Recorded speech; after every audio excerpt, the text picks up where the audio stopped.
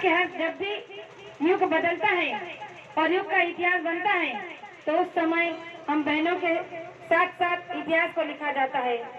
तो हम बहनों की गरिमा यह है कि गुरु महाराज ने कहा कि एक समय ऐसा था कि सावित्री ने अपने पति को यम से वापस लाया था। एक समय ऐसा था कि सती अनुसुईया ने तीनों देवताओं को बच्चे बनाए थे। एक समय ऐसा था कि सीता ने अपने पति के आज्ञा से 14 वर्ष का वनवास किया था। यानी कि गुरु महाराज ने कहा कि बहनें अगर चाहे तो अपने धर्म की पालना करते हुए अपने पति धर्म की भी पालना कर सकती है।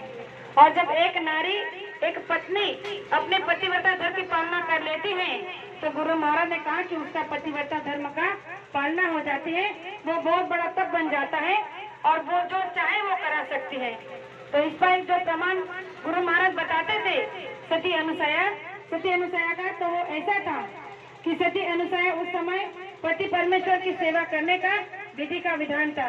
तो वो केवल अपने पति की ही सेवा करती थी और कुछ नहीं करती थी, घर के काम काज कर लेती थी, लेकिन पति सेवा में तन मन से जुट जाती थी। और उसकी इस सेवा से इतना तप बढ़ गया कि ऊपर के देवताओं में हलचली मच गई।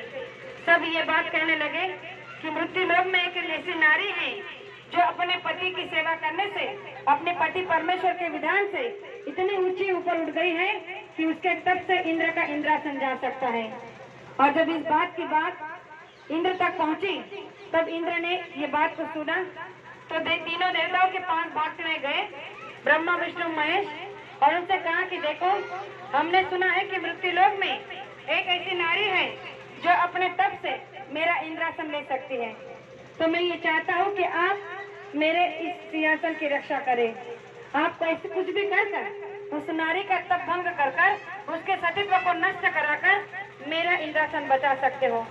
तो उस समय तीनों देवताओं ने उनकी मदद करने के लिए हामी भरी और मृत्यु लोक में जब भेष बदलकर अनुसुईया के दरवाजे पर आए तो उसने कहा साधु का भेष बनाकर आए और अल्लाह जगा दे कि माई भिक्षाम दे।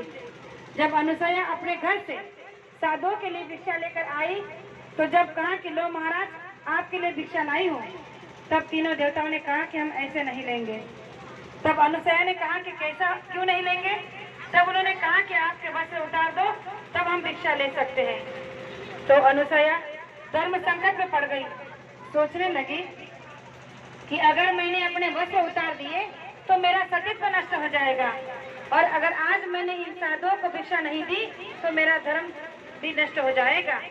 धर्म संकट में आ गई, सोचने लगे कि क्या करूं, मैं तो इन्हें भिक्षा भी देना चाहती हूँ, अपना धर्म भी निभाना चाहती हूँ, लेकिन ऐसा क्या करूं कि जिससे मेरी लाज भी बचे और मेरा धर्म भी बचे।